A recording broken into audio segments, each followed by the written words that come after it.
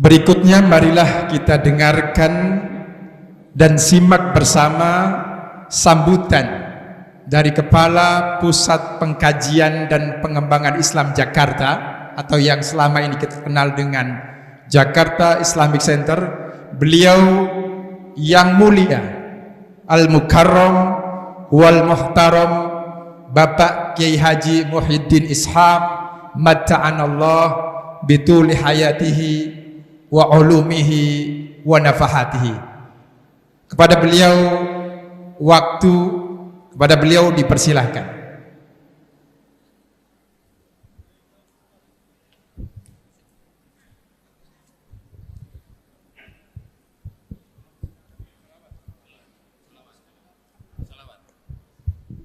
Allahumma sholli ala Muhammad.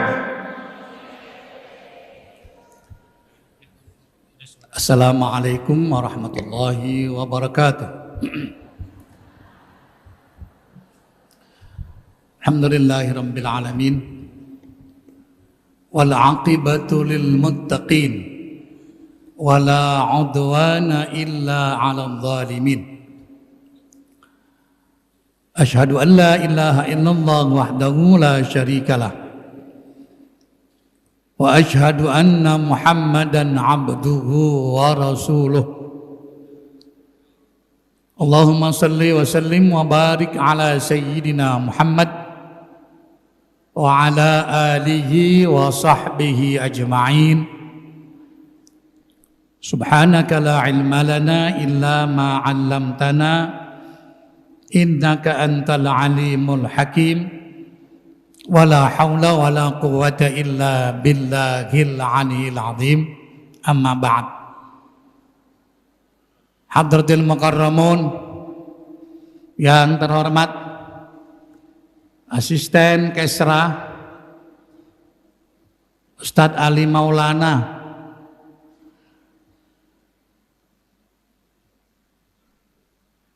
yang lain nggak ada yang kenal saya minta maaf. Ko Dendi, mantan orang kafir. Ko Denis, anak muda yang apakah tadi? Oh iya.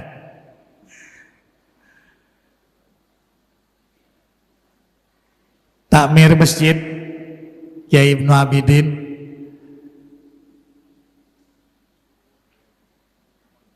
Bagian pengkajian Pak Rasidi. Oke. Ketua DMI Kiai Haji Makmun Al-Ayubi. Siapa lagi yang ada ini? Sulaimaniyah. Oh iya, Pak Mustafa. Alhamdulillah pagi hari ini berkat inayah Allah Subhanahu wa taala kita dapat hadir di tempat ini dalam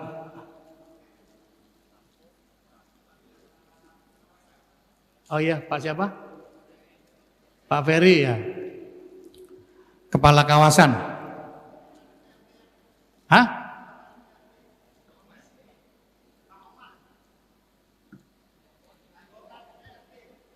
Ya, mana anggota DPRD? Ya, Pak siapa? Pak Oman. Oke. Nggak maaf Pak, saya ini nggak begitu kenal jadinya kan. Hari ini kita kedatangan tamu yang luar biasa. Ko Dendi sama Ko Denis. Saya Bang Ali ada acara siang nanti. Saya cancel sore. Saya pengen ketemu beliau nih. Kemarin saya udah bilang sama Arif, saya nggak bisa datang. Kalau nggak video call saja. Saya kepengen ketemu Ko Dendi ini. Akhirnya tadi pagi saya telepon, bisa nggak cancel ke sore? Bisa. Alhamdulillah. Jadi saya bilang sama Arif, saya datang. Karena begitu pentingnya saya dengan Ko Dendi dan Ko Denis ini. Jadi ini barangkali salah satu yang tertuang dalam ayat Quran ud'u ila sabili rabbika bil hikmati wal mau'izatil hasanah wajadilhum billati hiya ahsan. Tadi sudah ngobrol sedikit sama Ko Dendi. Kalimat wajadilhum saya bilang diskusi. Enggak. Itu apa? Debat. Kata beliau debat. Bahasanya lugas betul. Saya bilang Cina ini luar biasa nih. Berani bener nih. Saya lebih menggunakan bahasa yang lebih halus. Saya bilang diskusi. Tapi memang mujadalah itu debat. Asal katanya mujadalah itu jadalah yujadilu itu maknanya debat memang. Jadi Ko Dendi lebih betul dari saya. Tadi ngomong-ngomong saya bilang kedatangan tamu mu'alaf. Kata Ko Dendi jangan mu'alaf mulu dong. Jadi apa dong? Saya bilang gitu. Mantan kafir. Oh ya udah. Saya ngikuti aja apa yang beliau mau gitu. Kenapa? Saya terus terang sering kalau lagi malam suka lihat videonya beliau. Senang saya. Apalagi ketika beliau diskusi dengan atau debat dengan 3 pendeta. Luar biasa. Luar biasa. Jadi saya kira ini buat saya, nggak tahu kalau antum bapak-bapak ibu-ibu, buat saya hadir hari ini saya mau menimba ilmu. Banyak hal yang saya nggak tahu, terutama soal Injil, Bible dan Taurat saya nggak paham. Walaupun dulu pernah di tahun 78 saya pernah dapat pelajaran kristologi dari seorang Belanda, Profesor Dr. Karl Marx. Saya punya diktatnya dan itu saya pakai untuk islamin beberapa pendeta Ko Dendi. Tahun 80 sekian terakhir pendeta Jimmy, rumahnya di Pondok Indah, gede, orang kaya. Pasti kalau tinggal Pondok Indah orang kaya lah. Dan rumahnya nggak ada yang kecil memang. Jadi ketika masuk Islam Pak Rasyidi umur 43 tahun dan itu mau dikhitan. Saya bilang tadi sama Ko Dendi, bagaimana itu? Kata Ko Dendi pakai kampak. Karena dia merasa orang mampu, nggak mau pakai dokter umum, Bang Ali. Dia mau pakai dokter bedah. Kamarnya mau pakai kamar bedah juga, kamar operasi. Jadi kalau pakai dokter biasa di kala itu cuma 150.000, tetapi karena pakai dokter bedah dan ruang bedah nggak tahu berapa juta. Karena dia orang mampu. Selesai dia khitan, dia mau naik mobil saya, nggak mau naik mobil sama istrinya. Saya antar ke Pondok Indah. Cuman setiap pintu rumahnya, oh enggak sebentar. Begitu mau masuk pintu rumahnya, Kiai Ibnu, Rottweilernya di kaca mobil saya. Kepala Rottweiler, anjing Rottweiler, Masya Allah ini gede banget nih anjing.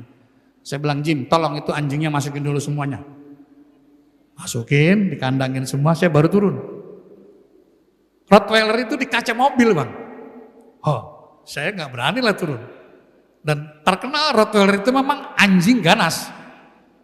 Salah satu anjing ganas itu Rottweiler, selain yang lain ya. Lah ketika itu dengan modal diktat yang dari Karl Marx itulah saya banyak mengislamkan orang. Setelah itu hilang Ko Dendi. Makanya nanti saya mau belajar, mau ngaji sama Ko Dendi saya soal begini-beginian. Karena sampai hari ini kadang-kadang Bang Ali, tamu saya itu ada beberapa pendeta. Tamu-tamu saya. Kenapa begitu? Karena para pendeta itu senang sama NU. Katanya NU itu moderat. Iya. Tetapi jangan dianggap kita moderat itu bisa kiri bisa kanan. Enggak. Barangkali kalau nanti dan tadi Ko Dendi bilang, ayo kita ngobrol lagi nanti cari waktu yang panjang. Terima kasih kok.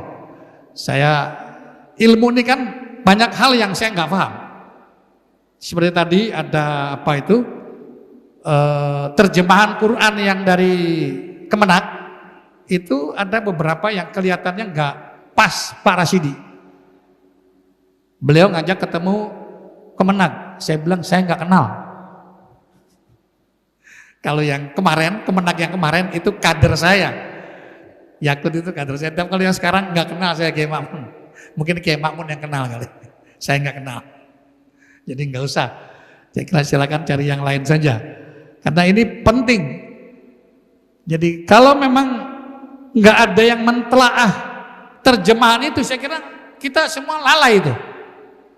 Untung ada Kodendi yang bisa mentelaah ada beberapa ayat Quran yang diterjemahkan menggunakan Injil dan Bible, yang padahal Injil Bible yang sekarang ini tidak tidak sejalan dengan apa yang diinginkan oleh Al-Quran. Saya kira nanti biar Kodendi yang jelasin lah, saya nggak begitu paham soal beginian.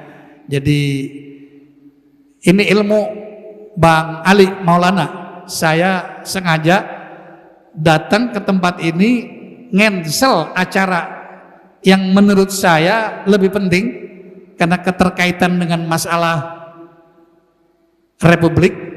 Jadi saya tetap cancel, sore saya bilang gitu. Karena ini penting, saya bekal untuk ke depan bisa menyajikan materi-materi yang belum pernah saya dapat di tempat lain. Saya kira enggak saatnya kalau saya berbicara panjang-panjang.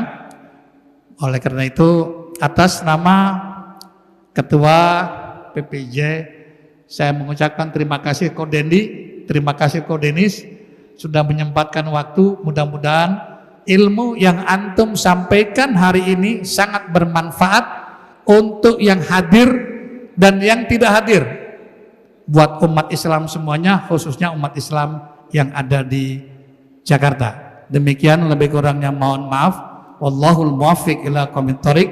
Assalamualaikum warahmatullahi wabarakatuh.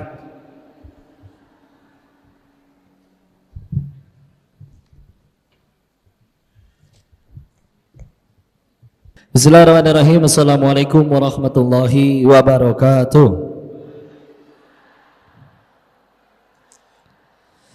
Alhamdulillah, alhamdulillahirabbil alamin. Alhamdulillahilladzi anzala sakinata fi qulubil mu'minin liyazdadu imana ma'a imanihim. Segala pujiannya kepada Allah atas nikmat dan karunia-Nya. Alhamdulillah bisa berkumpul di tempat yang baik, dalam kegiatan yang baik, bersama orang-orang baik. Mudah-mudahan kita pulang dalam keadaan baik juga, husnul khatimah. Salawat dan salam semoga selalu tercurah pada junjungan kita baginda Rasulullah Muhammad sallallahu alaihi wasallam beserta para keluarga dan sahabat-sahabatnya, dan semoga Allah sanggupkan kita istiqomah meniti sunnahnya insyaallah. Salam takzim kami, ini izin kita menyebutkan dulu guru-guru kami ya insyaallah. Tadi ada Kiai Haji Muhyiddin Ishaq, semoga Allah selalu menjaga menghormati beliau.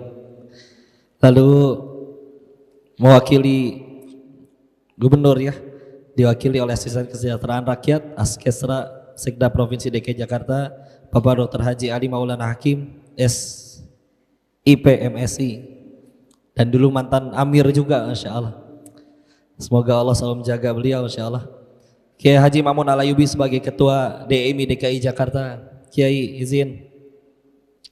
Dan juga Profesor guru kita juga Ustaz Rashidi tadi ya, alhamdulillah. Dan mewakili dari Utsmani Sulaimaniyah ya, ya Haji Mustafa Masya Allah. Dan izin kalau ada yang belum disebutkan namanya, karena yang paling penting dimuliakan oleh Allah, bukan disebut sama si Koko ya. Si Koko mah ya gini weh, kayak yang biasa jualan handphone di Grogol ya, Roxy. Ada yang mau tuker tambah handphone? Masya Allah. Tapi kali ini kita pengen ngaji ya. Kali ini dapat judulnya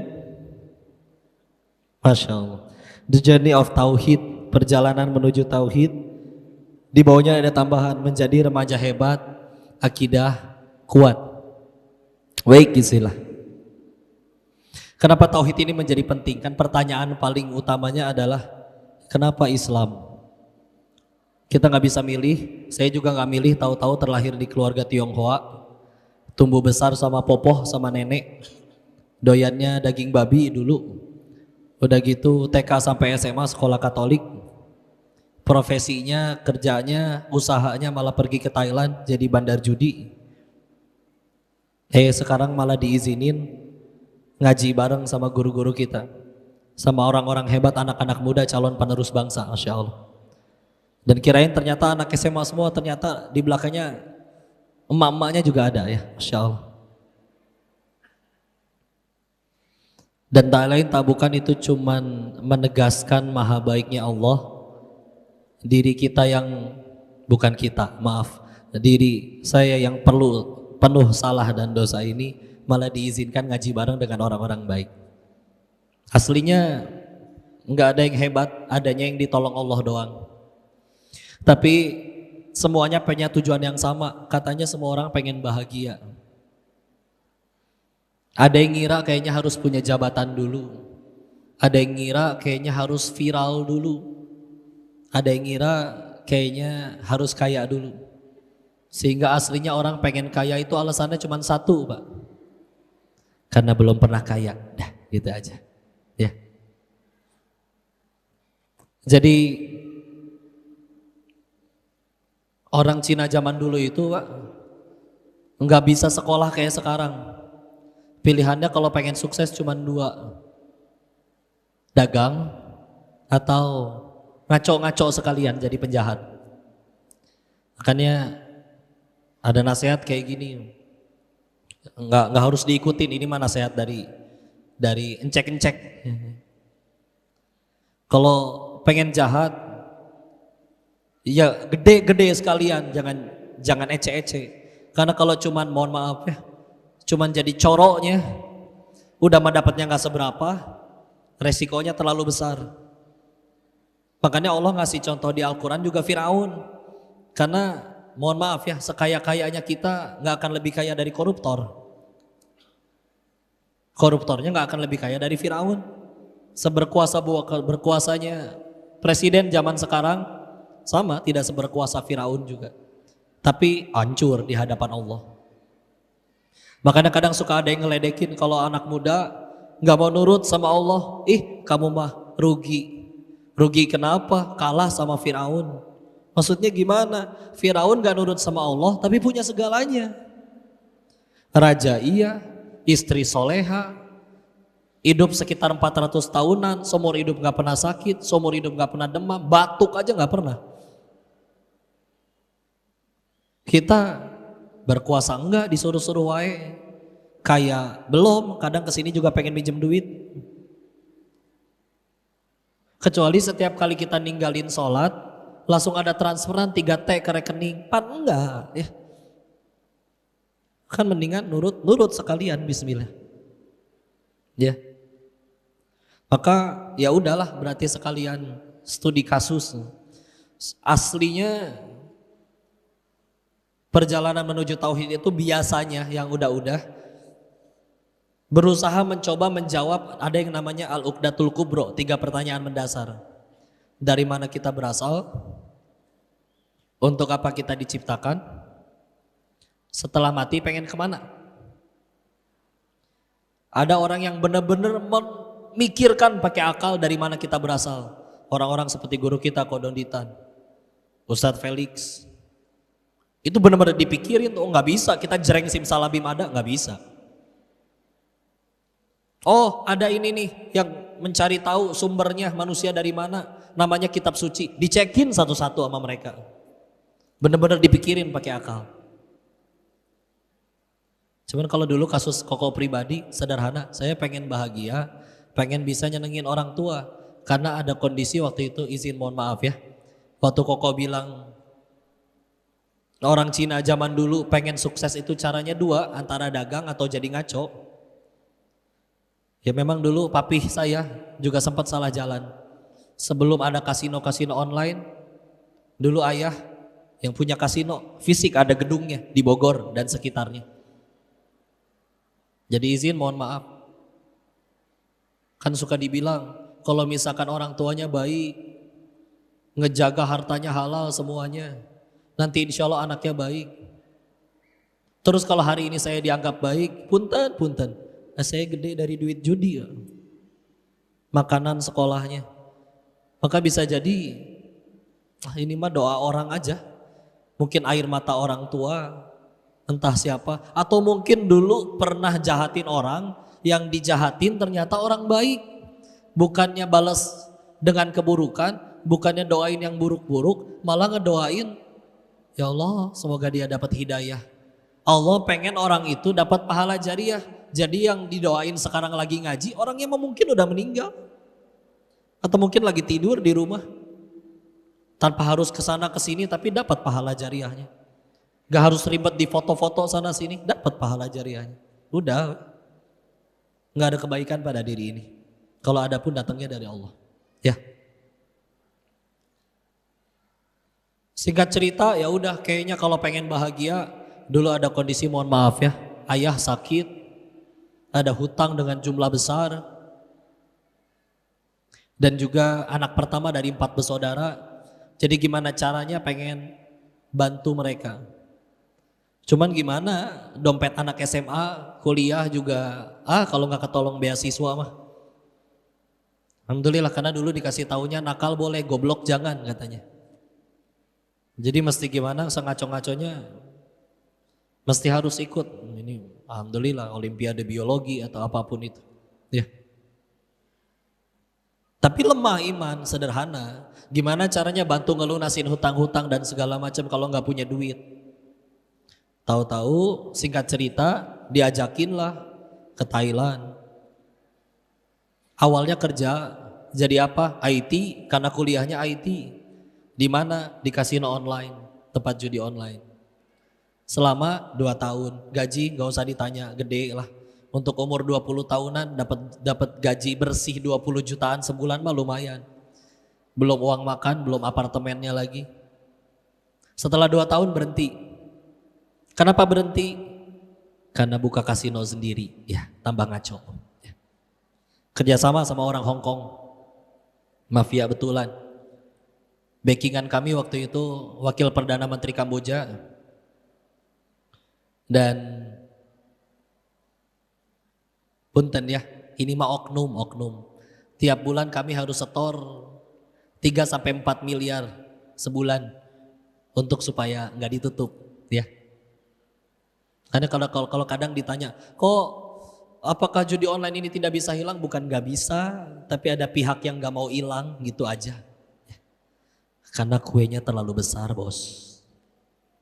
Ya, izin ya mohon maaf. Anggaplah kita jadi bandar judi, setor sama yang punya kuasa. Yang punya kuasa berkata, gue gak suka nih duit segini, tambah dong, kalau enggak gue tutup loh. Padahal itu teh udah maksimal tuh. Udah benar-benar tekor buat ke situ doang, dari apa-apa. Tapi kalau ditanya alasan yang paling utama, ya semua strukturnya masih ada. Yang pengen main masih ada, pengen bandarin masih ada, yang pengen backingin juga ada. Ibarat kenapa prostitusi masih ada, perempuan yang pengen kaya cepet juga ada, om-om yang hidung belangnya juga ada. Jadi selagi unsurnya masih ada ya ada. Tapi alasan paling utamanya mah satu, nggak yakin sama Allah, dah gitu aja. Karena kalau ditanya, kenapa ada orang main judi online? Apakah karena kesulitan ekonomi? Enggak, Pak. Kok kenal orang-orang yang lebih pilih mati daripada ngambil yang haram. Masih banyak orang kayak gitu. Tapi kalau udah gak yakin sama Allah, reject. Udah. Singkat cerita, ya melejit lah ya. Ada hari dimana sehari dapat 80 jutaan, omset 200 jutaan, harian ya. Dan tidur itu nggak ngapa-ngapain. Karena izin mohon maaf. Kadang kalau ditulis atau kadang disebut, kenapa tadi bandar judinya harus disebut? Emang bangga pernah jadi kayak gitu? Oh ternyata enggak. Cuman katanya biar yang duduk dengerin tuh mikir. Bandarnya aja tobat, masa pemainnya nggak tobat-tobat? Punten, karena jadi pemain mah gampang tobat. Udah pasti eleh ya. Kalau udah kalah gampang ambil wudhu sujud. Jadi bandar tobatnya gimana, orang tiap hari dapat duit nggak ngapa-ngapain juga. Sehingga ini juga mesti jadi pikiran. Kalau memang ada cara untuk kaya selamanya dengan cara main judi, nggak ada orang mau jadi bandar, Pak.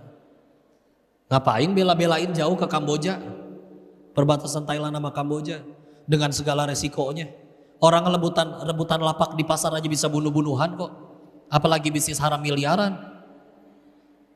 Tapi ada tuh yang tetap pengen ke sana. Kenapa? Karena mereka juga pengen dapat duit. Mereka juga pengen jajanin istrinya.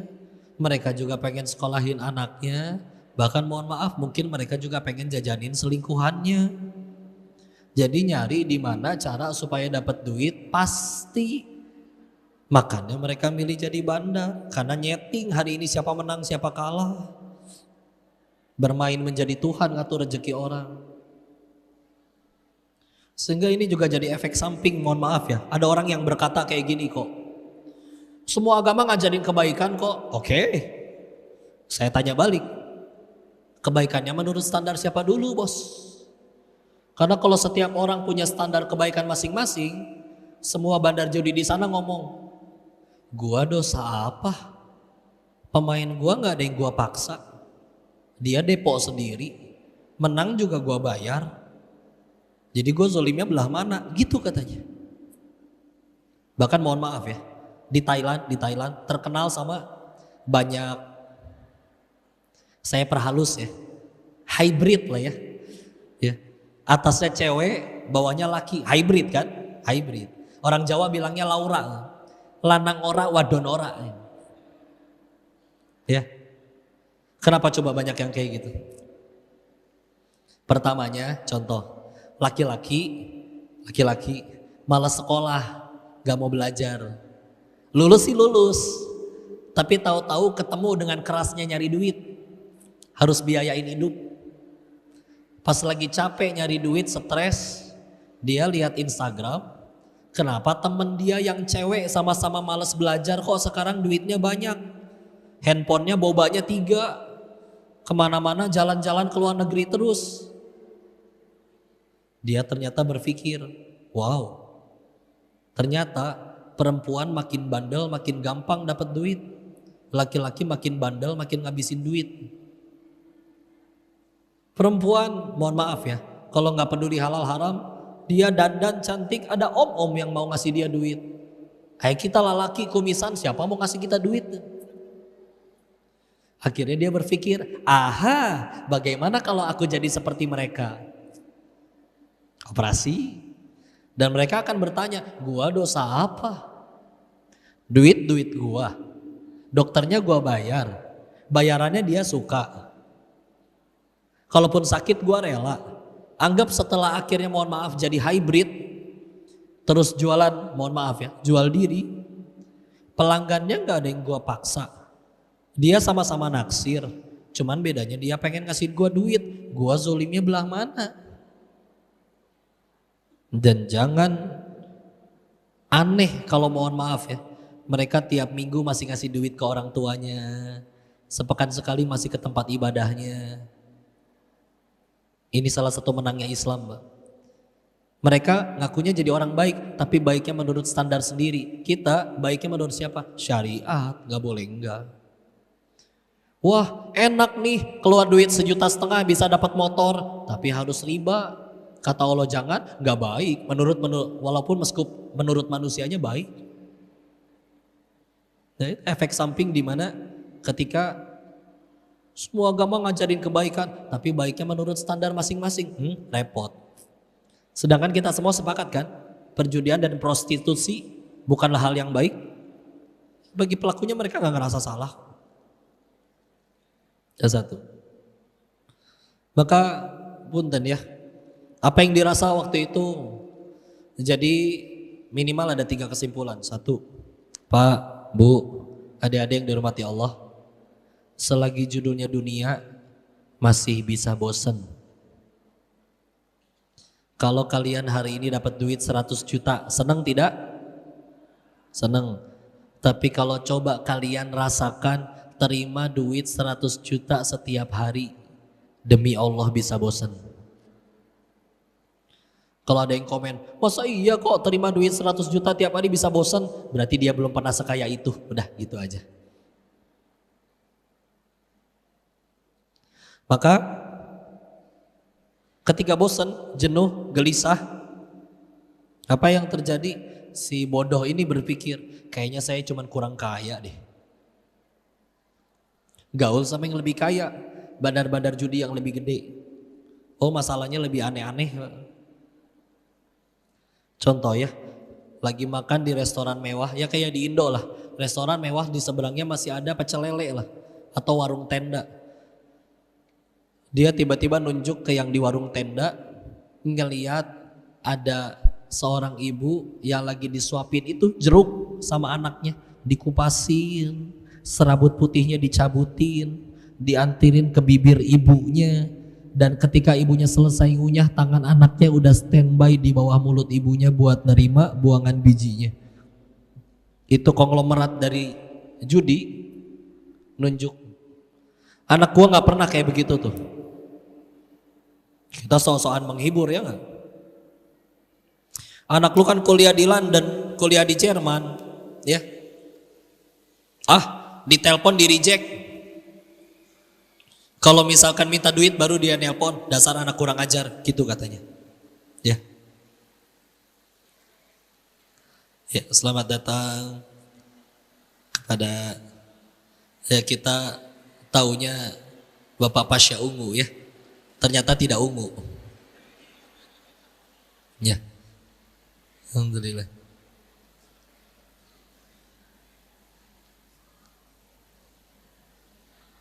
Izin lanjut? Lanjut. Ya. Baik, istilah. Dan kita coba ngibur kayak gitulah. Kan bini lu baru lu beliin mobil baru. Nih, supir kirim foto dia bawa berondong berzina di mobil baru itu. Kayak gitu-gitu masalahnya. Kan izin mohon maaf ya. Di sana kan tempat hiburan, kalau nggak kasino, tempat dugem. Kadang mohon maaf, contoh kalau momen paling panen itu kalau habis Piala Dunia, banyak orang kalah judi bola kan. Kadang mereka dugem gitu ya. Dalam keadaan mabuk kan suka ngobrol, ini tahun depan kita bikin apa lagi, buka 5 web judi lagi, 5 tahun lagi ngapain, bangun kantor lagi. Tapi kalau udah pertanyaannya 30 tahun kemudian, 40 tahun kemudian kita mau ngapain lagi? Sama jawabannya, pengen tidur di rumah hangat, dikelilingi anak cucu yang baik budi, duit gak masalah, pinter-pinter, juara olimpiade, fisika, matematika. Ya kalau dianya belum nikah kan suka ditanya, lu belum nikah aja belum, lu nikahin aja tuh perempuan yang pada gak pakai baju, pada nari di situ. Itu orang mabuk bisa jawab, udah gila ya lu, masa gua jadiin yang kayak gini ibu dari anak-anak gua, gitu katanya. Oke, berarti mereka juga gak pengen selamanya hidup kayak gitu. Si bodoh ini masih berpikir, enggak, pasti ada yang kaya sampai akhir, happy ending, berakhir dengan bahagia. Keliling beberapa kasino yang lain, ini mana pendirinya mati kena HIV AIDS. Kasino lain mana lagi pendirinya udah masih di penjara, dikhianati anak buahnya. Ada nggak yang sampai detik ini masih kaya? Ada sih, tapi kan agak gelo ya, karena anak-anaknya mati overdosis narkoba semua. Dunia bisa membosankan, yang di situ nggak pengen selamanya tinggal di situ, dan juga kita tahu nggak ada yang berakhir bahagia. Maka saya kehilangan alasan kenapa masih harus di situ. Berarti pilihannya cuma 2. Berhenti sendiri atau Allah paksa buat berhenti. Udah gitu aja. Kayak udah berhenti. Tapi kalau berhenti takut mau ngapain? Kehilangan uang segitu banyak di sana. Lagi takut sama masalah rezeki di kantor, di tempat judi, di kasino. Ada ngelihat YouTube, belum nyari pencarian apa-apa. Yang muncul ceramah videonya Aagim lagi ngebahas janin. Jadi katanya janin itu Pak, sholat nggak bisa, kerja nggak bisa, ya nggak? Tapi ibunya makan jengkol, makan pete, makan apapun, nutrisinya diambil, ampasnya dibuang dan mengalir ke si janin sampai si janin bisa tumbuh besar. Nah, pertanyaannya satu, itu janin yang pergi nyari rezeki atau rezeki yang mendatangi janin? Rezeki datangin janin. Terus kamu udah gede, bisa kerja, bisa sholat, bisa minta sama Tuhanmu, segitu ragunya sama Allah? Kayak digampar lah asli. Tutup YouTube-nya, buka browser, pesan tiket, pulang. Terus pergi ke Darut Tauhid, pesantren di tempat beliau, jadi santri. Nah, sampai sekarang weh. Beres dari situ, ngambil lagi jurusan hadis di Bandung juga 3 tahun. Sekarang lagi nerusinnya ke Tazkiyah Ekonomi Syariah insya Allah sampai S2. Ya gitu jadi santri ngaji. Ya. Kadang suka ditanya, kok waktu pulang dari Thailand masih ada gak sisa duitnya? Banyak, ya ngaku aja. Dan percaya diri, karena bacain janji Allah tentang hijrah, tobat. Ya, contoh di An-Nisa ayat 100 ya, wa may yuhajir fi sabilillah ala ya, akan diberikan segala-galanya. Oke, bismillah. Duit ada buat modal. Ditambah sambil hijrah, sambil tobat.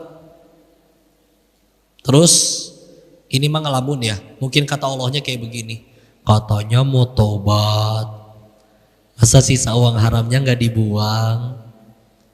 Gak sanggup ya? Iya ya Allah, gak sanggup, terlalu melekat di hati, ngumpulinnya lama. Tenang, akan kukirimkan bala bantuan. Jadi saya banyak ditolong orang. Siapa yang nolong? Tukang tipu datang semua. Ya. Lu berhenti dari sana kan berarti harus usaha. Iya, ada yang ngajakin usaha teman dari kecil, dari transfer sampai hari ini hilang. 7 menit, oke, ya. Sama-sama jujur, dibikin gak laku, bangkrut. Intinya mah habis. Sampai jualan kaos kaki di trotoar, sampai jadi kurir JNT, udah alamin, bismillah. Ngambek, percuma, udah nonggeng, udah sujud, naon, mendingan dia balik lagi ke sana. Tapi akhirnya nyampe di satu titik kepikiran, oh ya juga ya, ini kan pertolongan, sisa uang haramnya jadi nggak ada yang kemakan, buang sendiri nggak sanggup, ya udah ditolong orang. Kenapa? Tapi waktu itu ngambek, sederhana, waktu itu Tuhannya duit, bukan Allah. Buktinya ketinggalan sholat nggak pernah nangis, hilang duit baru nangis. Kita sih hatinya selain Allah, jadi sedih wae. Ya sudah, dimulai dari situ, udah belajar ngaji. Titip paling buat para pemuda, 10 sahabat yang dijamin surganya, 7 diantaranya umurnya di bawah 30, 5 diantaranya usianya di bawah 20. Jadi masih belasan seperti kalian, surganya sudah dijamin Allah dan Rasulnya. Dan dari sekian banyak sahabat, total 67% dari semua hadis yang ada itu diriwayatkan hanya dari 7 pemuda saja. 7 sahabat, 4 dari Mekah, 3 dari Madinah. Maka yuk bismillah. Kabar baiknya Allah gak pernah benci pendosa. Allah cuman benci dosanya. Kalau yang dibenci pendosanya, habis kita. Dosa selagi nyawa belum nyampe kerongkongan masih bisa diterima. Dan istilah Allah berfirman, Quran surat 35, surat Fatir, ayat terakhir, ayat 45-nya. Walau yu'akhidullahun nas bima kasabu ma taraka ala dhahriha midab. Kalau sekiranya manusia dihukum atas perbuatannya, jadi tiap kali kita maksiat tuh langsung ada balasannya. Kata Allah, tidak tersisa makhluk bergerak yang bernyawa di muka bumi. Berarti saya, kiai, bapak, ibu, adik-adik, semuanya pantas mati atas dosanya. Kenapa ini masih ramai kayak begini? Gak punya dosa semua ya? Enggak. Tapi Allah terusin di ayatnya, walakin yuakhiruhum ila ajalim musamma. Akan tetapi Allah akhirkan sampai waktu yang ditentukan. Jadi bisa nggak kita diampuni kok dosanya banyak? Kalau Allah udah nggak mau ngampunin gampang, Allah pasti udah matiin kita waktu lagi maksiat. Kenapa kita masih pada hidup? Ini yang lagi ngomong aja pantas mati atas dosa-dosanya. Malah diizinin ketemu guru-guru, ketemu para kiai, ketemu orang baik. Allah aja yang nutupin aibnya. Tugas kita mah satu, udah nurut aja sama Allah, tobat, ngenal tauhid. Karena kalau nggak pakai tauhid, baiknya berarti karena siapa? Karena orang. Nolongin orang yang nggak balas budi, ngambek nanti. Kalau pakai iman kan punten ya, nolongin orangnya jahat, dia yang rugi. Kan dia yang jahat, masa dia yang jahat kita yang dihukum? Ngaco. Tapi kan kamu udah dijahatin dia, kan berbuat baiknya bukan supaya dia suka, biar Allah suka tenang. Tapi kan kelakuannya nyebelin, alhamdulillah, meninggal nggak ditanya kelakuan dia, ditanya kelakuan masing-masing, anteng. Tetap aja kamu dihianati.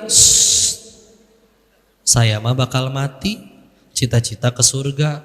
Nabi Adam aja diusir dari surga, dosanya 1. Emang kita pengen ke surga dosanya cuma 1. Jadi aslinya kita pengen ke surga teh kehalangan dosa sendiri.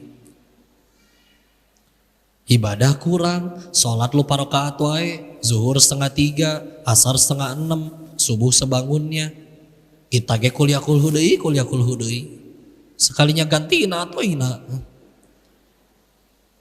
Sekalinya lama sujud lama, padahal lagi mikir, habis ini tasyahud apa berdiri ya? Lupa. Serius mau ke surga ngandelin amal kayak gitu. Alhamdulillah akhirnya digugurin. Jadi sesuatu baru jadi kebaikan itu satu, bikin kita tambah dekat sama Allah atau enggak. Teman mana yang paling baik? Bukan yang paling sering traktir, tapi yang semenjak kenal dia tambah banyak ingat Allah.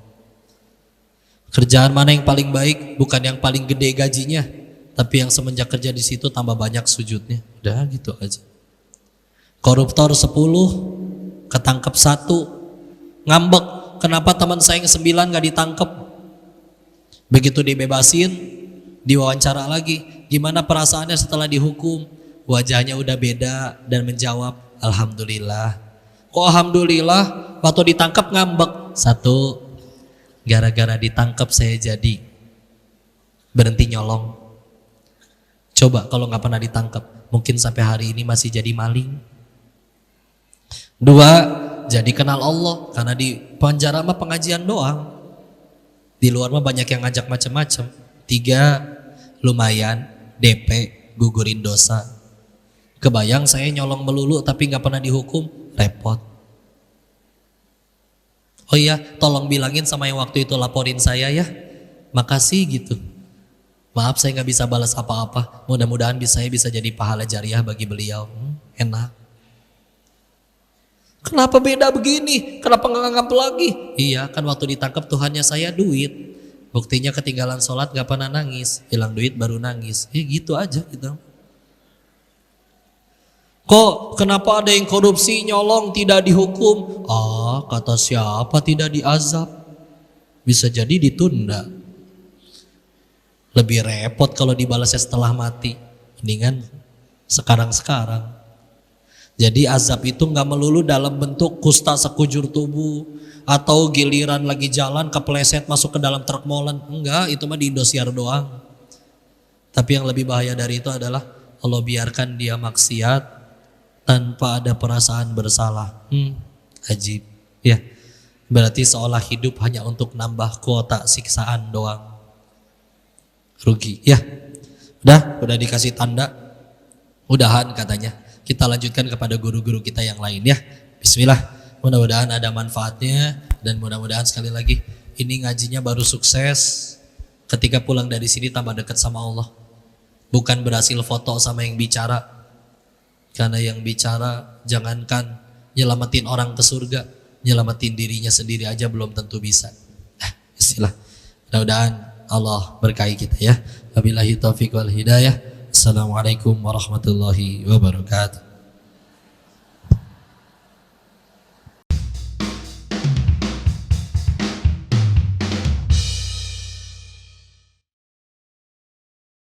Assalamualaikum warahmatullahi wabarakatuh. Waalaikumsalam warahmatullahi wabarakatuh. Alhamdulillahirrabbilalamin. Wassalatu wassalamu ala rasulillah. Saya sekarang sedang bersama dengan Ustadz Sigit dari Dewan Dakwah Morowali Utara. Kabupaten Morowali Utara. Nah, insya Allah mohon doanya kami dari Garda Mualaf Indonesia akan menuju ke Morowali Utara supaya kita bisa melakukan sebuah event akbar di Gunung Tua ya, untuk suku Tauta'a yang insya Allah kurang lebih ada 200 orang Ustaz ya. Insyaallah. Dari suku Tauta'a yang akan mengucapkan 2 kalimat syahadat.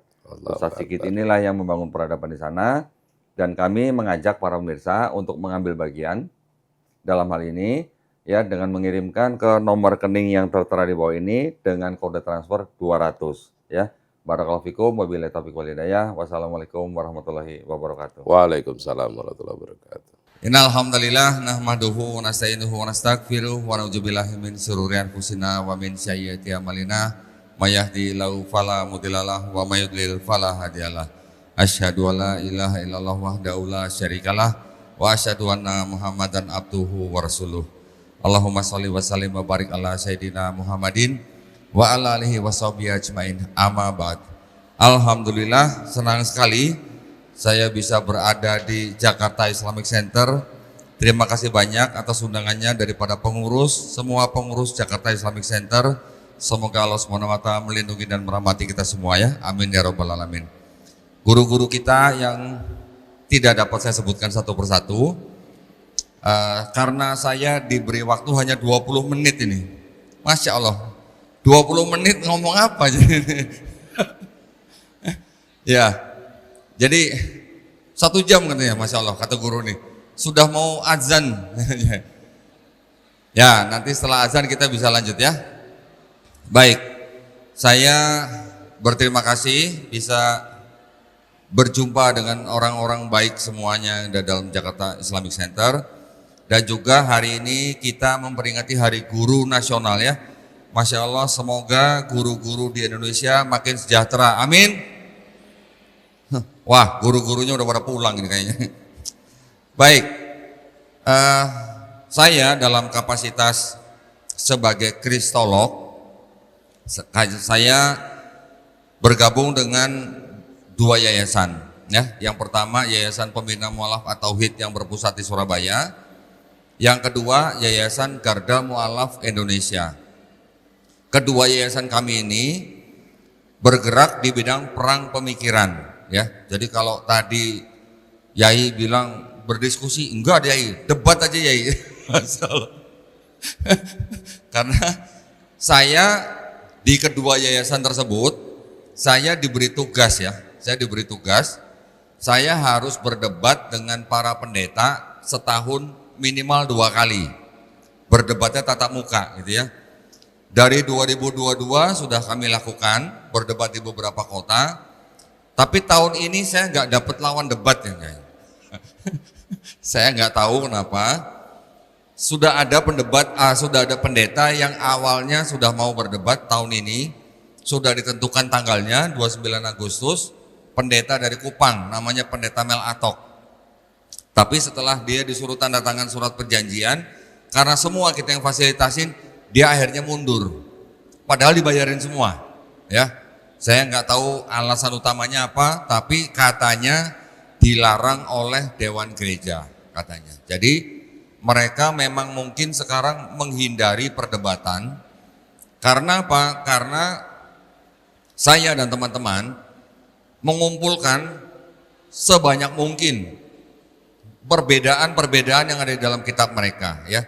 Tetapi pertama-tama saya ingin menjelaskan atau memberikan disclaimer bahwa kita orang Islam ini ada pertanyaan, buat apa atau ngapain gitu ya ngomongin agama orang lain gitu. terutama agama Kristen. Kenapa? Karena kita tahu bahwa agama mereka, agama Kristen, memang ditugaskan untuk mencari jiwa, istilahnya mencari jiwa ya. Ditugaskan untuk mencari orang di luar agama mereka untuk masuk agama mereka. Ya, mungkin kalau seperti yai dan guru-guru kita tahu bahwa masih ada yang namanya upaya-upaya pemurtatan ya. Dari cara dan jalan apapun masih banyak upaya-upaya pemurtatan itu dilakukan. Maka itu saya di yayasan merasa perlu mengikuti aliran perang pemikiran ini untuk membentengi iman dan akidah umat Islam dari upaya pendangkalan akidah dan pemurtatan. Nah, karena kita semua dihadapkan dengan permasalahan seperti itu, maka bagaimana kita membentengi atau kita memupuk akidah umat Islam, yaitu dengan ilmu kristologi. Tapi Islam juga diserang, ya. Quran juga diserang, bahkan Quran, ayat-ayat Quran sering dipakai untuk memurtadkan orang Islam. Nah, ya, jadi misionaris-misionaris itu memurtadkan orang Islam tidak hanya pakai kitab mereka, tapi juga pakai ayat-ayat Quran. Berarti kita juga harus mendalami Quran. Ilmu yang kita harus pakai untuk mendalami Quran disebut dengan Islamologi. Jadi sekarang saya ingin menggabungkan ilmu kristologi, yaitu ilmu yang mempelajari tentang posisi Nabi Isa alaihissalam di dalam agama Kristen. Kita gabungkan dengan Islamologi, ilmu tentang seluk-beluk Islam. Saya sebut sekarang ilmunya menjadi Krislamologi. Setuju ya? Setuju. Jadi ada ilmu Krislamologi, artinya kita mengetahui isi akidah, kitab, sejarah Kristen, tetapi kita juga harus memperkuat diri kita sendiri dengan ilmu Islam. Itu yang kita harapkan. Supaya apa? Supaya ketika Islam diserang kita bisa menjawab. Tetapi selain menjawab kita juga bisa meng-counter attack gitu ya. Meng-counter attack artinya apa? Dengan menyerang balik dengan secara ilmiah. Kita tidak boleh menghina agama orang lain. Kita tidak boleh menghina sesembahan orang lain. Itu adalah perintah dari Allah Subhanahu wa taala, ya. Karena kalau kita menghina sesembahan mereka, mereka akan menghina Allah Subhanahu wa taala tanpa pengetahuan. Nah, makanya saya ingin menyamakan persepsi ya, bahwa kita di dalam Quran sering membaca Nabi Isa alaihissalam diberikan kitab Injil, Nabi Musa alaihissalam diberikan kitab Taurat. Apakah, nah ini adalah pertanyaan besar. Apakah, siapa? Tolong ambilin kitab tuh. Sebentar ya. Biar ya. Kemana-mana saya bawa koper nih ya. Ini adalah kitab mereka yang sering saya perlihatkan supaya umat Islam bisa paham apa yang saya maksud ya. Kita punya pertanyaan besar. Kalau saudara-saudara kita yang Kristen punya kitab seperti ini tertulis di depannya Alkitab, saya yang sudah mempelajari kitab ini dan sudah mempelajari iman Islam, saya menyarankan dan menghimbau umat Islam jangan menyebut kitab mereka dengan sebutan Alkitab. Kenapa? Karena Al-Quran kita nama lainnya juga Alkitab, betul? Ya, jadi kita jangan sebut kitab ini Alkitab. Kalau orang Kristen membuat kitab yang ada tulisannya Kitab Suci Injil, ya, saya juga menghimbau jangan sebut kitab mereka dengan sebutan Injil. Kenapa? Nanti akan saya jelaskan ya. Kalau ada orang Yahudi mempunyai kitab yang mereka sebut dengan Taurat, ini kitabnya orang Yahudi ini, ya. Namanya kitab Tanakh. Tulisannya Tanakh. Tanakh ini adalah singkatan. Singkatan apa? Singkatan Torah, Nevi'im, Ketuvim. 3 kelompok kitab dijadikan satu menjadi Tanakh. Tanakh ini oleh orang Yahudi disebut sebagai Torah, ya. Torah itu adalah dalam bahasa Arabnya sebenarnya syariat, hukum gitu, ya. Saya sebagai orang yang sudah mempelajari kitab mereka dan juga Quran juga menyarankan, menghimbau Bapak Ibu jangan sebut ini sebagai kitab Taurat. Kenapa? Karena ini bukan kitab Taurat yang dimaksud Quran, ini juga bukan kitab Injil yang dimaksud Quran. Loh kok begitu? Nah, kita pelajarin kapan kitabnya orang Yahudi ini disusun. Nah, ya, apakah kitab ini disusun oleh Nabi Musa alaihissalam? Itu yang harus kita pelajari, ya. Kitabnya orang Yahudi ini disusun kira-kira tahun 450 sebelum Masehi. Oke. Nabi Musa alaihissalam hidup kira-kira abad 15-14 sebelum Masehi. Jadi jaraknya dengan ini kira-kira 1000 tahun, ya. Sebelum disusun menjadi tanah, dokumen tertua yang bisa ditemukan dari kalangan mereka itu baru di abad 7 sebelum Masehi. Berarti jauh sekali dari zaman Nabi Musa alaihissalam masih hidup. Jadi kalau begitu, apakah ini disusun oleh Nabi Musa dan pengikutnya? Jelas tidak, ya. Apakah kita pernah membaca di dalam Quran? Kami menurunkan kitab Taurat kepada Nabi Musa dan kami pula yang akan menjaganya. Pernah? Tidak ada, ya. Apakah kita pernah membaca di dalam hadis Nabi Musa alaihissalam dan pengikutnya menulis kitab Taurat? Ada? Tidak ada. Begitu juga yang ini. Yang ini, apakah kita pernah membaca di dalam hadis Nabi Isa alaihissalam dan Hawariyun menulis kitab Injil? Pernah baca? Tidak ada. Apakah kita pernah baca di Quran? Kami yang menurunkan Injil, kami pula yang menjaganya. Tidak ada juga. Berarti bagaimana kita yakin ini adalah Taurat dan Injil yang dimaksud Quran? Itu maksud saya. Yang kedua, di dalam Quran surat Al-A'raf ayat 157 dikatakan, dan mereka beriman kepada nabi yang ummi yang namanya tertulis di dalam kitab Taurat dan Injil. Apakah di sini ada nama Muhammad? Saya yang sudah pelajari, saya berani mengatakan tidak ada, ya. Kalau tidak ada, apakah ini kitab Taurat dan Injil yang dimaksud oleh Quran surat Al-A'raf 157? Itu maksud saya. Di Quran surat As-Saff ayat ke-6 dikatakan bahwa Nabi Isa alaihissalam berkata akan ada Rasul yang akan datang bernama siapa? Ahmad. Apakah di sini ada nama Ahmad? Tidak ada. Apakah di sini juga ada? Apalagi, ya. Berarti kalau begitu kan ini bukan Taurat dan Injil yang dimaksud oleh Quran surat As-Saff ayat ke-6. Gitu. Maksud saya begitu. Yang dimaksud dengan kitab Taurat, kitab Injil itu apa? Nah, secara definisi, kitab Taurat dan kitab Injil adalah wahyu-wahyu yang diturunkan Allah Subhanahu wa taala kepada nabi dan rasulnya untuk Bani Israel pada zaman itu. Setuju? Betul ya? Wahyu bentuknya seperti apa? Wahyu bentuknya adalah pesan atau pengetahuan yang diterima oleh Nabi dalam kolbu Nabi, kemudian disampaikan kepada umatnya untuk jangka tertentu, gitu ya.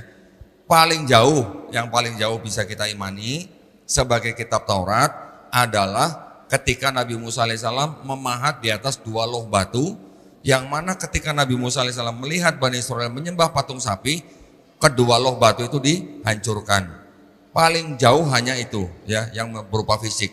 Tetapi kata kitab, ya, khususnya di dalam Quran yang merujuk kepada kitab Taurat dan Injil, itu kata kitab belum tentu harus berbentuk buku. Kata kitab sendiri dalam bahasa Arab selain artinya wahyu yang dibukukan, juga bisa berarti hukum, ketetapan, perintah, aturan dari Allah Subhanahu wa taala terhadap sebuah kaum tertentu. Kata kitab, gitu ya. Saya akan buktikan dari ayat-ayat Quran juga yang lain. Ketika Nabi Isa alaihissalam misalnya, yang masih di pangkuan ibunya, membela ibunya, menghadapi tuduhan kaum Yahudi di Quran surat Maryam ayat ke-30. Qala ini Abdullah, sesungguhnya aku adalah seorang hamba Allah. Ataniyal kitabah, aku diberikan kitab. Kitab apa? Kitab Injil. apakah Nabi Isa yang masih bayi menerima buku dari langit? Tidak, ya tentu saja. Berarti kata kitab di situ artinya apa? Wahyu yang berisi hukum, ketetapan, perintah dan aturan yang diturunkan kepada Nabi Isa untuk Bani Israel. Gitu kan? Jadi maksud saya, ada berapa Injil yang diberikan kepada Nabi Isa alaihissalam untuk Bani Israel? Cuman satu, gitu. Tapi kalau di sini ada Injil Matius, Injil Markus, Injil Lukas, Injil Yohanes. Yang pernah belajar Usuluddin pasti tahu. Ya kan? Berarti ini bukan Injil yang diberikan kepada Nabi Isa alaihissalam. Makanya kita jangan sebut kitab ini Injil. Ya, ini maksud saya, ini poin saya. Nah, kenapa kita harus mengetahui seperti ini? Supaya ketika kita punya teman atau jangan-jangan ini kan remaja semua nih ya, Masya Allah ya. Ada yang pacaran nggak di sini? Remaja di sini? Pengen tahu saya. Ada yang pacaran? Ada yang punya pacar? Boleh tunjuk tangan? Waduh, nggak ada yang berani tunjuk tangan nih. Kenapa saya nanya begitu? Ya, kalau pacaran sama sesama Muslim masih mendingan ya, walaupun pacaran itu katanya nggak boleh. Tetapi kalau yang punya pacar bukan orang Islam, nah itu yang jadi masalah. Banyak calon-calon datang ke tempat saya, entah yang laki-laki Muslim atau yang dan perempuannya Kristen atau sebaliknya, itu banyak yang datang ke saya. Mereka berkonsultasi. Ada yang dari Kristen masuk ke Islam, ada juga yang setelah datang ke tempat saya putus. Kenapa putus? Karena di agama Kristen dan Islam dan agama yang lain di Indonesia semuanya melarang nikah beda agama. Semuanya ya. Jadi adik-adik yang di sini masih remaja nih, khususnya yang yang masih bergejolak gitu ya. Masih cinta, istilahnya cinta apa? Cinta monyet atau apa gitulah pokoknya. Hati-hati jangan sampai terpengaruh untuk nikah beda agama. Jangan sampai ya. Karena semua agama juga melarang, termasuk di dalam agama Kristen sendiri. Bahkan tafsirnya agama Kristen di dalam 2 Korintus pasal 6 ayat 14, jangan kamu merupakan pasangan dari orang yang percaya. Tafsirnya, orang Kristen tidak boleh berteman karib, tidak boleh bermitra usaha, tidak boleh dalam golongan rahasia, tidak boleh berkencan, tidak boleh menikah dengan orang di luar Kristen. Kita juga tahu bahwa di Quran surat Al-Baqarah ayat 221, kita juga tidak boleh menikah dengan kaum musyrik ya. Walaupun tafsirnya mungkin itu musyrikin itu berurusan dengan kaum pagan, tetapi kita di Islam juga menghukumi saudara kita yang Kristen itu juga sebagai musyrik gitu ya. Jadi adik-adik di sini semua, karena kita semuanya nih melihat hari ini sebagai kajian remaja akbar, saya berharap kita semuanya mempunyai akidah yang kuat tentang Islam, bahwa di dalam Islam akidah kita tidak boleh ditukar dengan sembako. Akidah kita tidak boleh ditukar dengan uang gitu ya. Sembako, uang yang ditawarkan oleh kalangan lain itu hanya nikmat sementara. Dalam sehari mungkin habis, dalam seminggu paling habis ya. Tetapi ini urusan dunia akhirat, jangan sampai kita menggadaikan iman kita hanya kepada kenikmatan dunia yang sesaat gitu. Ini maksud saya ya. Belum azan ya Pak ya? Belum ya? Bentar lagi. 10 menit lagi. Jadi saya ingin memberikan sedikit pengantar ya untuk Bapak Ibu semua di sini, untuk adik-adik semua, bahwa kita di Islam kita mengenal yang namanya konsep ketuhanan, yaitu yang tauhid. Tauhid artinya mengesahkan Allah Subhanahu wa taala ya. Sedangkan ketika kita melihat atau ditawari oleh agama lain, khususnya dari kalangan Kristen yang mengajak kita ke agama mereka, mereka akan menyebut diri mereka juga mempunyai Tuhan yang esa, sebutannya begitu ya. Tetapi mereka juga tidak semuanya satu golongan atau satu akidah. Mereka punya 3 golongan yang utama. Yang pertama, Kristen yang Trinitarian. Kristen yang percaya dengan Trinitas. Ada yang pernah dengar Trinitas? Trinitas ya. Mereka bilang Bapa Tuhan, Yesus Tuhan, Roh Kudus Tuhan. Tapi bukan 3 Tuhan, tapi 1 Tuhan. Paham? Bu?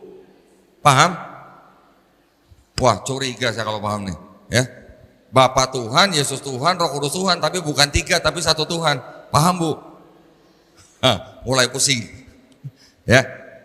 Nanti mereka bilang lagi, Bapa Maha Kuasa, Yesus Maha Kuasa, Roh Kudus Maha Kuasa, tapi bukan 3 Maha Kuasa, tapi 1 Maha Kuasa. Pusing nggak, Bu? Nah, itu ada kelompok yang Kristen disebut dengan Trinitarian. Tetapi ada lagi nanti kelompok Kristen yang disebut Unitarian. Unitarian ini tidak menyembah Yesus sebagai Tuhan, tidak menyembah Nabi Isa sebagai Tuhan, tetapi mereka tidak sampai beriman kepada Nabi Muhammad SAW. Ya, kelompok yang ketiga yaitu Kristen yang oneness.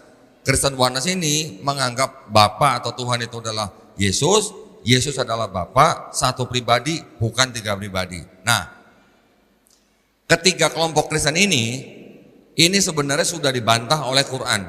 Ya, yang pertama, Kristen yang oneness, yang mengatakan Bapa adalah Isa, Isa adalah Bapa, 1 pribadi bukan 3 pribadi, sudah dibantah oleh Quran surat Al-Maidah ayat ke-72. Telah kafir orang yang mengatakan Allah adalah Isa putra Maryam. Ya. Kristen yang kedua, Unitarian, walaupun mereka tidak menyembah Yesus sebagai Tuhan, tetapi karena mereka tidak beriman kepada Nabi Muhammad SAW, makanya juga disebut kafir.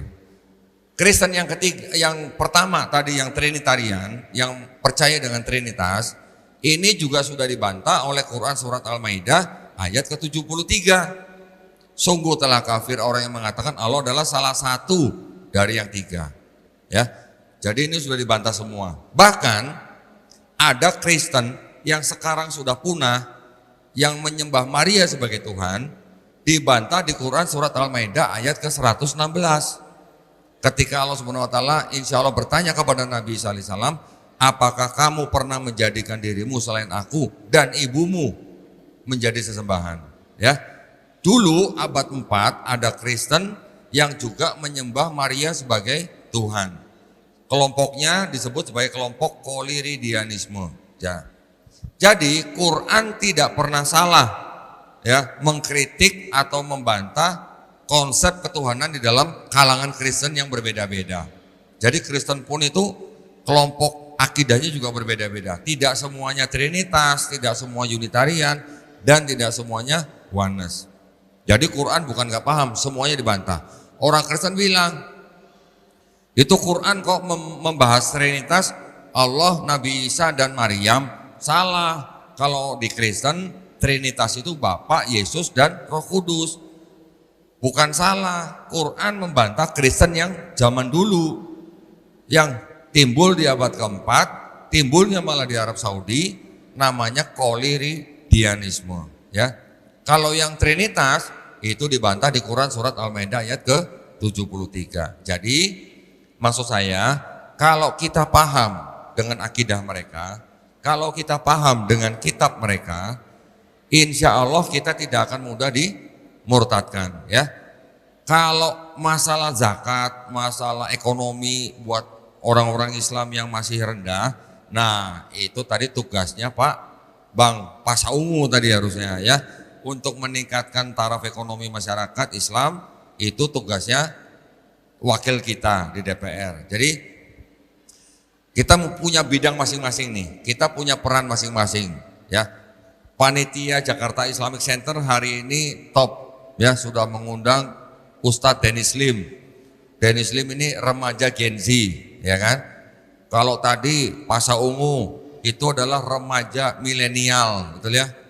Kalau saya remaja kolonial gitu. Jadi sudah lengkap nih yang diundang nih. Nah, alhamdulillah kita sekarang sama-sama melengkapi ya dengan disiplin kita masing-masing. Saya dari sisi ilmu Krislamologi. Ilmu Krislamologi ini sebagai ilmu perbandingan bukan fardu ain, bukan orang Islam, buat orang Islam. Bukan fardu ain ya, tapi ini fardu kifayah. Tetapi kita semuanya perlu tahu. Kenapa? Karena ketika kita sudah tahu dengan mereka, ya akidah mereka, otomatis kita sendiri tidak akan mudah dimurtadkan. Ibu-ibu nih misalnya, ibu-ibu kalau mau beli baju milih nggak Bu? Milih. Itu baru baju tuh ya. Kalau beli motor milih nggak Bu? Pasti milih, banding-bandingin kan. Lah kalau ini masalah dunia akhirat, masa nggak banding-bandingin? Gitu maksud saya ya. Jadi untuk membandingkan, kita memang perlu pengetahuan, perlu pengajar yang sudah mempelajari ini ya. Ibu-ibu bukan harus belajar 100% enggak, tapi asal kita tahu ibu-ibu bisa menjaga akidah ibu-ibu sendiri, bisa menjaga akidah putra-putri ibu, dan juga bisa menjaga akidah keluarga kita dari upaya pemurtatan ya. Nah, sedikit lagi. Saya dulu lama di Kristen. Saya dulu adalah Kristen Protestan. Ketika saya mempelajari Islam, saya dulu mempelajari Muslimnya, ya. Yang saya pelajari, yang saya amati adalah orang Islamnya. Cukup lama saya mempelajari orang Islamnya, kurang lebih 5 tahun, ya. Kalau kita mempelajari Islam dari Muslimnya, dari orangnya, orang akan lama masuk Islam, bisa lama, gitu ya. Karena tidak semua Islam bisa memperlihatkan Islam rahmatan lil alamin, ya. Tadi cerita Dennis Lim cerita tentang koruptor dan sebagainya. Di Indonesia mayoritas Islam ya otomatis pasti banyak orang Islam yang melakukan korupsi. Jadi kalau kita mempelajari Islam dari Muslimnya pasti lama masuk ke Islam. Tetapi setelah saya mempelajari Islam dalam arti Quran dan ajarannya, kurang lebih 2 tahun saya mengucapkan 2 kalimat syahadat. Kenapa? Karena di dalam Quran ternyata mengandung banyak ayat-ayat selain daripada nasihat, petunjuk, larangan dan sebagainya, tetapi juga mengandung begitu banyak ayat yang berurusan dengan ilmu pengetahuan dan sudah dibuktikan oleh ilmu pengetahuan zaman sekarang. Berarti kalau begitu membuktikan bahwa Quran tidak mungkin karangan Nabi Muhammad SAW. Itu yang sudah saya pelajari cukup mendalam gitu ya. Banyak ayat-ayat yang sudah terbukti ayat ini tidak mungkin dikarang oleh seorang manusia 1500 tahun tanpa adanya teleskop, tanpa adanya mikroskop, tanpa adanya alat selam. Karena alat-alat ini belum ada, ketika ada orang yang mengatakan hal seperti itu, pada zaman itu sudah pasti ini bukan karangan Nabi Muhammad SAW. Ya, jadi saya mengambil 2 kalimat syahadat atau mengucapkan 2 kalimat syahadat 25 Juli 2014 setelah kira-kira 7 tahun sebelumnya ayah saya masuk Islam, ya. Tetapi saya mengucapkan 2 kalimat syahadat tersebut dengan saya mempelajari ulang kitab-kitab mereka dan juga saya mempelajari Quran. Nah, saya berharap ibu-ibu, bapak-bapak, adik-adik semuanya yang ada di sini yang sudah lahir di keluarga muslim, jaga iman dan akidah kita, jaga iman Islam kita sekuat tenaga, ya. Genggam iman Islam kita, jangan sampai lepas. Jangan sampai lepas. Karena apa?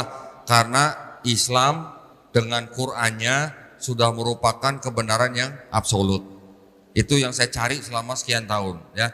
Dulu ketika saya mencari kebenaran dalam kitab saya, ternyata di dalam kitab yang sudah saya imani terdapat banyak kontradiksi, terdapat banyak kesalahan ilmiah, ya. Akhirnya maka saya tinggalkan. Nah, jadi sekali lagi saya mengingatkan kepada adik-adik semua di sini, jaga iman dan akidah kita, pelajari Quran dengan baik, tadabur ya dengan Quran, jangan sampai lepas iman kita, karena iman Islam adalah nikmat yang paling tinggi ya, dibandingkan dengan nikmat harta, dibandingkan dengan nikmat kesehatan, dan juga dibandingkan dengan nikmat anak soleh. Nikmat Islam adalah yang paling tinggi. Untuk itu saya berharap Bapak Ibu, adik-adik semuanya menjaga iman kita dari upaya-upaya pemurtatan. Gitu ya.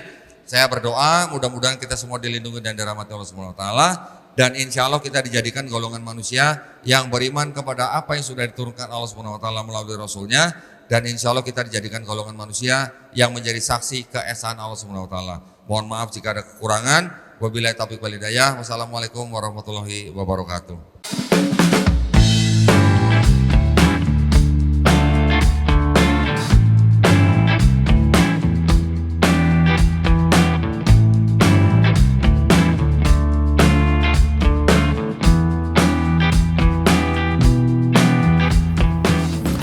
Ikhwan fillah, gua upload foto, upload video pakai aplikasi update.